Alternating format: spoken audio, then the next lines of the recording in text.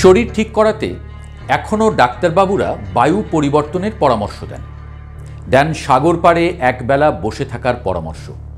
সাগর থেকে উঠে আসা নির্মল বাতাসে শরীর মন দুই চাঙ্গা হয়। ওদিকে আবার সকল জাগতিক যাতনাকে পেছনে ফেলে নির্ঝঞ্ঝাট জীবন কাটাতে প্রবীণ ভারতীয়দের কাশী চলে যাওয়ার ইচ্ছা এখনও তুঙ্গে। প্রশ্ন উঠেছে, জাতীয় নাগরিক পার্টির শীর্ষ 5 নেতা হঠাৎ কক্সবাজারে গেলেন কোন কারণে? যদিও কক্সবাজারে নাকি পাওয়া যায় পৃথিবীর সবচেয়ে স্বাস্থ্যকর বাতাস।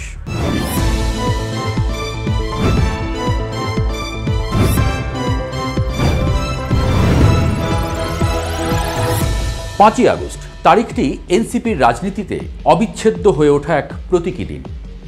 1 বছর আগে এই দিনেই গুটি কয়েক তরুণ নেতা যে ঢাকায় দাঁড়িয়ে দিয়েছিলেন জুলাই অভ্যুত্থানের ঘোষণা, তা পূর্ণতা পায়।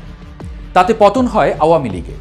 নানা নাটকীয়তা আর রাজপথের উত্তাপে যে দলটির জন্ম, তাদের রাজনীতির কেন্দ্রবিন্দু হয়ে উঠেছে ঠিক এই তারিখটি।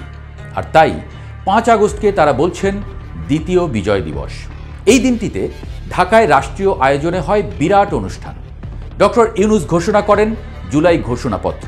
পাশে ছিলেন মির্জা ফখরুল ইসলাম আলমগীর থেকে শুরু করে প্রায় সব দলের নেতাকর্মীরা। ছিলেন নাহিদও, কিন্তু কেমন যেন নিষ্প্রাণ দেখা গেল তাকে। তবে মূল প্রশ্ন উঠল, হাসনাত সার্জিসরা কোথায়? তারাই তো এই আয়োজনের প্রাণভ্রমরা। পরে শোনা গেল তারা কক্সবাজার গেছেন পিটার হাসের সাথে দেখা করতে। মুহূর্তেই রাষ্ট্র হয়ে গেল সেই খবর, ব্রেকিং দিল দেশের গণমাধ্যমগুলো। এমন দিনে এই কাজ কেন করতে গেছেন তারা, এমন প্রশ্ন উঠল। তবে এমন অভিযোগ অস্বীকার করলেন তারা। বললেন দলীয় কর্মসূচি কিংবা রাষ্ট্রীয় আয়োজনে নয়, বরং সেখানে নাকি তারা গিয়েছেন ব্যক্তিগত সফরে। কক্সবাজার বিমানবন্দর, হোটেল, রিসোর্ট এবং শহরের বিভিন্ন জায়গায় তাদের উপস্থিতি ঘিরে একের পর এক ভিডিও ফুটেজ ছড়িয়ে পড়ে সামাজিক যোগাযোগ মাধ্যমে। সেগুলোতে দেখা যায় বিমান থেকে নামছেন খালেদ সাইফুল্লাহ, সার্জিস আলম, হাসনাত আবদুল্লাহ, নাসির উদ্দিন পাটোয়ারি ও ডাক্তার তাসনিম জারা। কেউ হাতে ব্যাগ টানছেন, কেউ ভিআইপি গেটে ঢুকছেন, কেউ আবার রিসোর্টের রিসিপশনে দাঁড়িয়ে।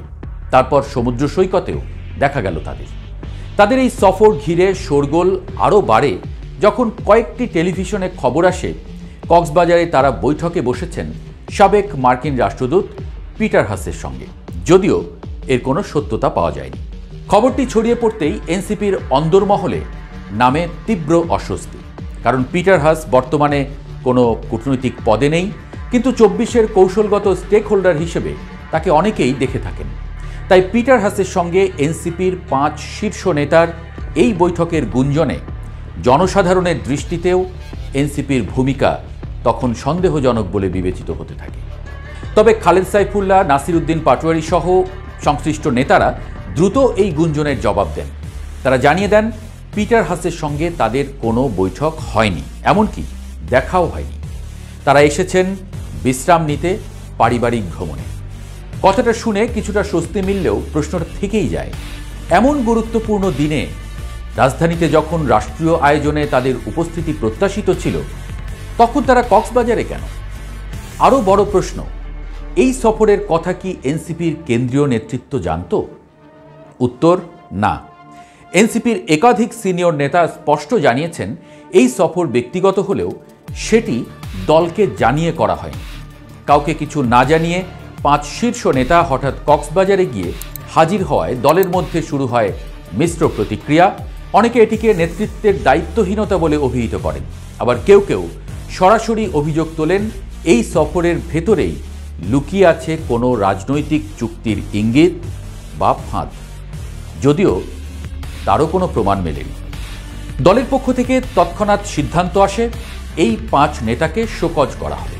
কেন তারা 5 আগস্টের মতো গুরুত্বপূর্ণ দিনে উপস্থিত ছিলেন না?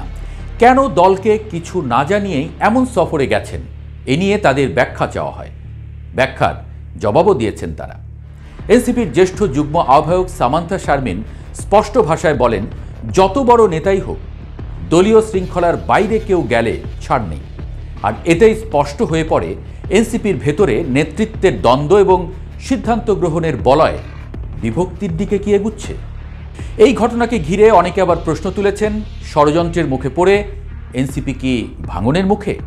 অন্তত যে ধরনের বিভ্রান্তি, গুঞ্জন এবং দ্বিধাদ্বন্দ্ব সৃষ্টি হয়েছে তাতে এই প্রশ্ন কিন্তু খুব অমূলক নয়।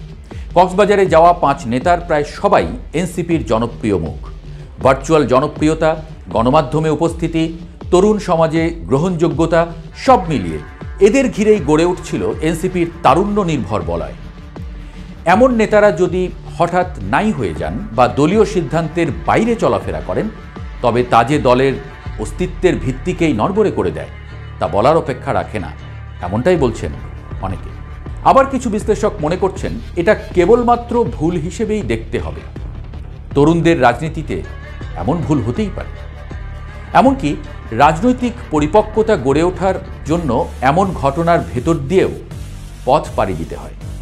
তবে এই ভুলের মূল্যটা অনেক সময় বড় বেশি হয়ে দাঁড়ায়।